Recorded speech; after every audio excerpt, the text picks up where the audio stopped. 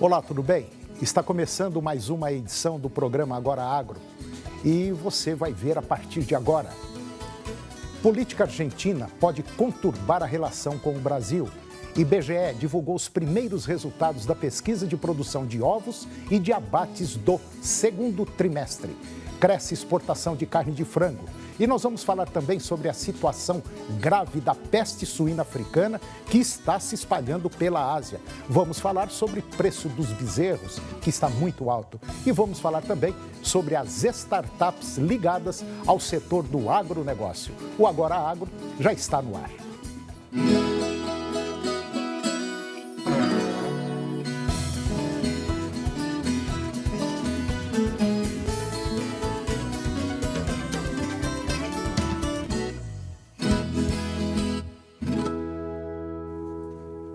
O IBGE, ele divulgou agora os primeiros resultados da pesquisa de ovos e de abates de frango do segundo trimestre. O levantamento mostra que foram abatidas 1,4 bilhão de cabeças de frango, uma queda de 1,5% em relação ao trimestre anterior e aumento de 3,6% na comparação com o mesmo período do ano passado. No caso do suíno, foram abatidas 11 milhões de cabeças, representando um aumento de 0,7% em relação ao trimestre anterior e de 5% na comparação com o mesmo período do ano passado. E a produção de ovos também cresceu no segundo trimestre. Segundo o levantamento, a produção de ovos de galinha foi de 930 milhões de dúzias no segundo trimestre. O resultado representou incrementos de 2% em relação ao primeiro trimestre e 5,8% na comparação à produção do mesmo trimestre do ano anterior. O presidente Jair Bolsonaro, ele concordou com a declaração do ministro da Economia, o Paulo Guedes, de que, caso o candidato da oposição, Alberto Fernandes, vença as eleições presidenciais lá na Argentina e apresente resistência à abertura econômica do Mercosul, o Brasil deixará o bloco. Fernandes, que tem como vice a ex-presidente Cristina Kirchner, ela recebeu 47% dos votos agora nas primárias que foram realizadas no último domingo, dia 11. O atual presidente, o Maurício Macri, ficou com 32%. O atual candidato, que está à frente na Argentina, ele já esteve visitando, inclusive, o presidente Lula e já falou que é uma injustiça ele estar preso. Já falou que quer rever o Mercosul. Então, o Paulo Guedes, perfeitamente afinado, falou que, se criar problema, o Brasil sai do Mercosul e está avalizando essa situação, pelo menos é o que disse o presidente Bolsonaro. Nas 2 primeiras semanas do mês, agora do mês de agosto, as exportações de carne de frango somaram 16,4 mil toneladas embarcadas. O período de 7 dias úteis registrou uma média diária de quase 17 mil toneladas, 9% maior que a média registrada para julho e 5% maior que a média registrada agora para o mês de agosto desde o ano passado. Já as exportações de carne suína somaram 16 mil toneladas embarcadas e registrou uma média diária de 2,3 mil toneladas, quase 10% menor que a média registrada agora para o mês de julho e 0,4% menor que a média registrada para agosto de 2018. Enquanto o mundo se volta para o surto da peste suína africana lá na China e seus reflexos no mercado, os países europeus começam a temer a aproximação da doença no continente. E agora, na semana passada, foi a vez da Sérvia reportar a ocorrência da PSA em suínos domésticos à Organização Mundial de Saúde. Além desse país, outros 11 tiveram casos da doença em suínos domésticos. Segundo a agência internacional Reuters, a Tailândia ela proibiu a importação de suínos do país Mianmar por 90 dias. Essa medida veio depois que o país vizinho confirmou seu primeiro caso de peste suína africana nesta semana. Essa proibição, prevista para começar na próxima semana, abrange suínos vivos e javalis, bem como carcaças vindas de Mianmar, para evitar que a doença se espalhe na Tailândia. O departamento ele seguiu uma proibição similar que a Tailândia emitiu para a importação de suínos do Laos, agora no mês de junho. A doença mortal ainda não foi encontrada na Tailândia. Ainda não há surto de peste suína africana lá na Tailândia. Na semana passada, a China também proibiu a importação de suínos, javalis e produtos relacionados de Mianmar, devido a preocupações com a PSA. A China vem combatendo a doença desde início do ano passado. A peste suína africana se espalhou para todas as províncias e regiões da China, assim como as ilhas de Hong Kong e Hainan, desde que foi detectada pela primeira vez em agosto do ano passado. E depois do intervalo, nós vamos falar sobre os preços do bezerro, que continuam muito altos. E vamos falar também sobre as startups ligadas ao setor do agronegócio. É um minuto só, nós voltamos já.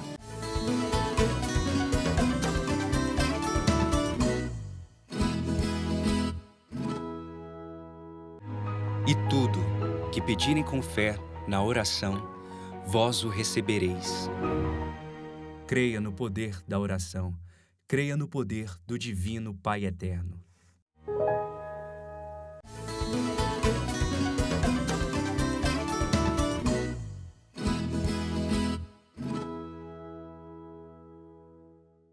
Eu conversei com um especialista em pecuária de corte e nós falamos sobre a situação atual da atividade, que está deixando muitos pecuaristas sem dormir confortavelmente durante a noite.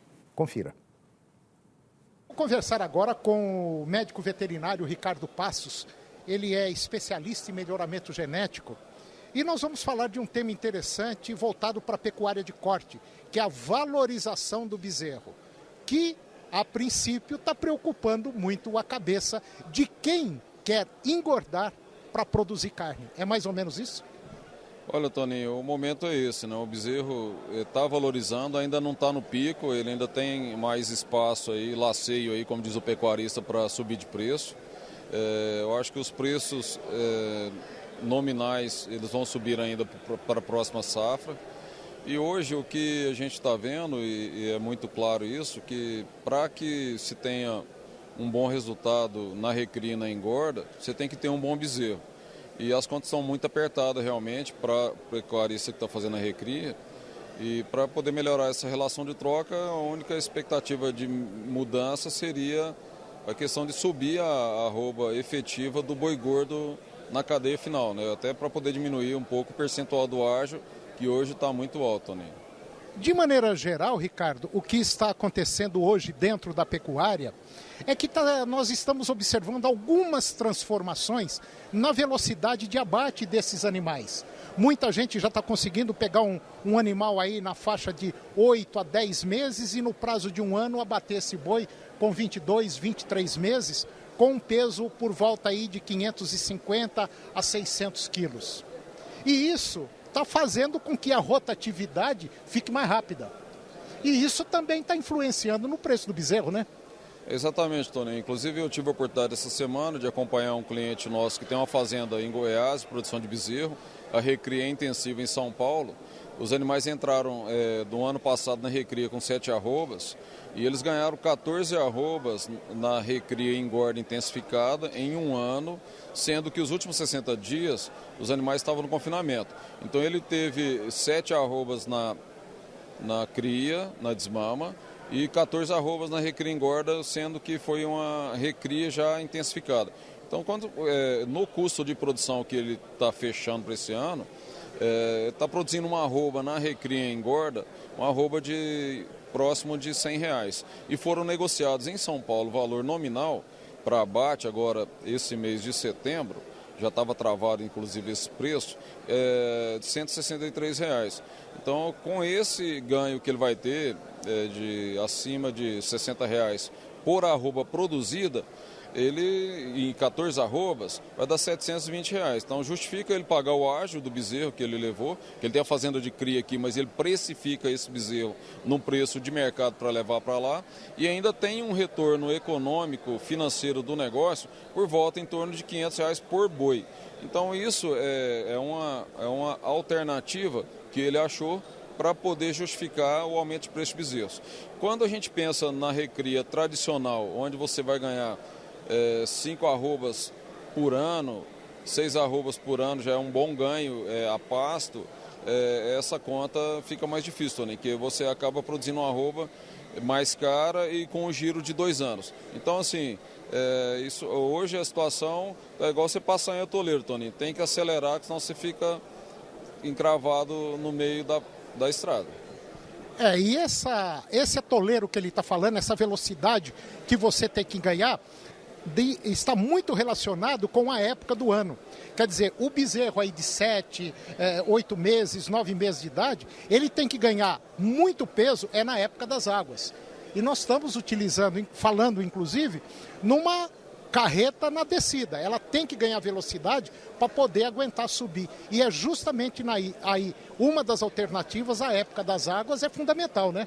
Exatamente, Tony. Na época das águas, que é a estratégia de produzir arroba mais barata, para você fechar uma média de R$100, você está produzindo arroba nas águas abaixo de 90, sabe? E tem algumas fazendas com muita eficiência produzindo bem abaixo desses 90. Até de 70, a gente tem relatos até de R$60.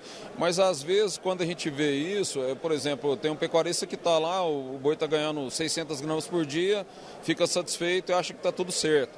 Só que a gente tem que lembrar que o boi tem potencial para 900 gramas, até para 1.000 gramas se for um animal de potencial genético bom.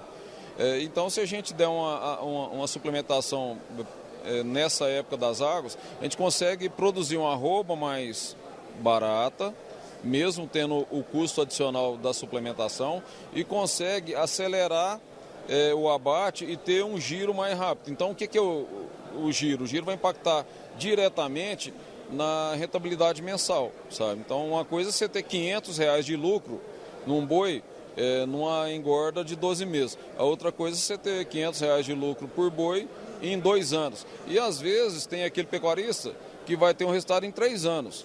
Então, a velocidade ela vai impactar a rentabilidade mensal. Na verdade, hoje a pecuária ela dá essa oportunidade para você que escolhe o seu resultado. Você quer ganhar dinheiro, você quer perder dinheiro. Falando isso, até parece um pouco difícil de entender, mas é dessa forma, Toninho. Se você não tem um bom manejo de pasto, você não tem uma boa genética, você escolheu daquela forma, não investir no seu pasto, não investir na genética. Se você suplementa ou não suplementa, a escolha é sua de suplementar ou não. Se você comprou os alimentos com antecedência, fez uma boa nutrição e mais barata, também a escolha é sua. Então, isso que eu acho bacana da pecuária, que a decisão de como fazer está na sua mão. E também analisar os custos com antecedência, porque se de repente você faz tudo isso, faz as suas contas e não vale a pena, você pode sair fora da operação e está tudo certo, Toninho. Ou seja, você que escolhe o que você quer ganhar. É claro que tem o preço final da arroba que vai impactar nisso. A gente não pode deixar de pensar nisso e a gente não põe o preço da arroba. Mas a gente pode negociar com antecedência para garantir o preço que te dá uma margem de lucro. Agora, se você escolhe ir para o balcão e ver se vai estar melhor ou não, você vai assumir todo o risco. Se você negocia com antecedência, você tem a possibilidade de travar seu resultado. E depois do intervalo, eu vou conversar com Helder Bruno. O Helder é gerente da JetBov e nós vamos falar sobre as startups no agronegócio. É um minutinho só, eu volto já.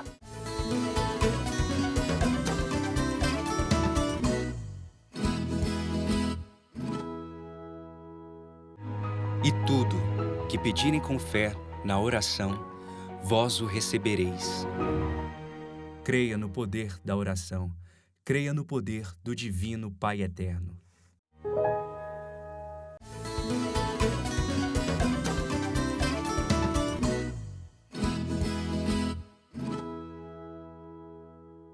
Eu vou conversar agora com o agrônomo Helder Bruno. O Helder, ele é o diretor comercial da JetBov e nós vamos falar sobre as startups que fazem parte, que trabalham para resultados no setor do agronegócio. Helder, tudo bem? Tudo bem, Toninho. Então tá ótimo, prazer recebê-lo aqui. É um prazer nosso estar aqui com você novamente, né? É, bom. E eu tenho certeza absoluta que você vai ter uma ideia geral do que nós vamos falar aqui hoje. Hoje nós vamos falar de uma ferramenta muito importante para a pecuária que vai ajudar você demais, vai te dar resultados fantásticos. O Helder, você é o diretor de uma empresa que trabalha na área de agronegócio, especificamente na pecuária de corte. Isso aí. E a sua empresa desenvolveu, vamos dizer assim, um programa de computador para fazer os cálculos para você que é pecuarista. É isso mesmo? É isso aí, Toninho. Então, assim, falando da JetBov um pouco, né, é uma startup, então surgiu no ambiente aí de inovação. Hoje nós estamos com 1.200 fazendas, atuando no Brasil todo e fora do Brasil já, tentando ajudar o pecuarista a tomar melhores decisões. E a gente sabe que isso é um processo, né? Ele precisa começar a coletar as informações, saber um pouco mais o que está acontecendo dentro do negócio dele, para no final do dia conseguir tomar uma decisão que ela seja diferenciada. Então isso é a base do processo, né? Nós ainda temos uma série de problemas, Helder, e você sabe muito melhor do que eu, que, de maneira geral, a maioria dos pecuaristas, a grande massa, não importa muito com números, né? O pessoal está preocupado, não, a arroba tem que ir para tanto, mas ele não mede a fazenda dele, quanto que o bezerro está ganhando, se está ganhando, se não está ganhando, o tipo de alimentação, enfim. São medições que, infelizmente, a maioria não faz. E não fazendo, automaticamente o prejuízo é certo. E esse aparelho, esse computador aqui, esse computadorzinho, ele oferece a você todas as condições para você não ter prejuízo. Ele mostra para você. Você vai ao campo, faz a coleta dos dados e joga aqui dentro, que ele te dá uma planilha, vamos dizer assim, completa do que está acontecendo. Ele devolve com várias informações para você efetivamente tomar a sua decisão. Funciona. É isso aí. Esse é o JetBov de campo, né? Então ele é o coletor. Bem reforçado. Bem reforçado. Esse aí, ele é usado nos trabalhos tanto a campo quanto nos trabalhos de curral, né? E numa tecnologia básica e que efetivamente os funcionários da fazenda conseguem usar. Então tem um efeito de inclusão muito grande. E ele é offline. Então, você precisa de um ponto de internet só para sincronizar as informações e ele vai a campo offline e você sabe aonde as coisas estão acontecendo. E tira fotografia também? E tira fotografia. Então, você registra morte, você registra um monte de eventos, mudanças de pasto. Então, todo o controle aí do rotacionado, hoje, a gente sabe que é importante, né, um manejo de pastagem bem feito. Então, você já consegue hoje fazer com o JetBov de campo, né? O Helder, a gente tem se encontrado muito em uma série de eventos importantes aí, vamos dizer, em nível nacional, e eu estou sentindo que existe uma preocupação grande por parte dos pecuaristas em começar a querer mudar. Sim. Porque se não mudar... A gente fala com pecuaristas do Brasil inteiro todo dia, né? Então, o que tem nos mostrado? As coisas devagar, elas estão mudando. A gente se depara com pecuaristas que ainda nos perguntam por que identificar individualmente o animal. Sendo que, num paralelo na agricultura, eles já identificam individualmente a planta. É verdade. Né? Então, nós estamos dando os passos a cada dia, evoluindo nesse contexto para tomar melhores decisões. Se eu te perguntar, é relevante para você uma arroba a mais em 90 dias, dentro de um cenário qualquer, produtivo, com uma informação, se eu te entregar, isso é relevante? Você acha que é relevante? Em 90 dias eu te entregar uma arroba de diferença? É uma boa pergunta. Há casos que sim, há casos que não, depende da sua realidade. Sem custo algum, só com a informação. Você já tomou essa decisão. Sim. Tá? Então, assim, esse foi um número que a gente identificou, por exemplo, nos dados de um cliente. Se ele não tivesse comprado um lote de animais de um determinado fornecedor, o outro fornecedor entregou uma arroba a mais em 90 dias. Então, São os Simples dados, assim. simples assim, os dados estão lá e eles não mentem. É só você ter critérios, a gente tem um método, né? Então o software ele é um mecanismo, mas a gente tem um método. Então a gente pede para o pecuarista, ó, faça pelo menos 3 pesagens. A gente sabe que tem muita gente que pesa todo mês. Então, precisa medir para a gente poder tomar as decisões. Mas, dentro desse método, ele vai fazendo algumas pesagens, algumas medições, a gente consegue fazer algumas projeções para que lá no final ele confronte e veja se ele está no caminho. E se tiver que reajustar o caminho, efetivamente ele consegue. Mas o bolso é o principal ponto, né? Ô, Helder, você lembra que até há pouco tempo era muito comum falar assim, no Brasil a pecuária era dividida em época das águas e época da seca. Sim. Época das águas, arroba lá embaixo. Época da seca, todo mundo esperava que o preço explodia. A coisa mudou, não é mais desse jeito. Hoje, já tem países que só compram uma parte do boi, não quer o resto. Outro só compra se a carne tiver um pH X. Se não tiver, não compra. Então, as coisas estão mudando rápido. E um outro detalhe muito importante é em relação ao bezerro. Hoje tem muita gente comprando bezerro aí com 7 arrobas, 8 arrobas e matando esse bezerro um ano depois, Sim. pesando aí quase 600 quilos. Quer dizer, pode ter certeza que essa é a nova moda do momento. É isso aí. A gente tem alguns clientes que eles transferem animais do sistema de produção da cria para recria em outra fazenda. Então, ele consegue pegar todo esse histórico do animal e sabe efetivamente como é que está o desempenho disso para ele avaliar. Vai acontecer? Imagina se amanhã um bom produtor de bezerro ceder os dados desse bezerro para o recriador, para o confinador. A coisa vai facilitar e essa muito informação ela andar em cadeia. Ele pode valorizar muito mais o produto dele, mas hoje a preocupação é o contrário, né? São animais que às vezes não têm a qualidade suficiente, então eu não vou entregar nenhuma informação, o que ele levar agora o problema é dele e a cadeia ela não é beneficiada com isso, né? Então a gente tem que melhorar muito a nossa visão de cadeia, integrar as coisas, fazer, ela é muito segmentada, né? Então esse é o futuro. Helder, muito obrigado pela sua participação no nosso programa. Eu tenho certeza que você virá mais vezes aqui. Okay? Legal, Toninho. Obrigado. É um prazer estar aqui novamente. Valeu, obrigado, Helder. E o programa de hoje chegou ao fim e eu termino com a seguinte frase. A ironia é a expressão mais perfeita do pensamento. Um grande abraço a você, um bom dia e que Deus nos abençoe. Até o próximo programa.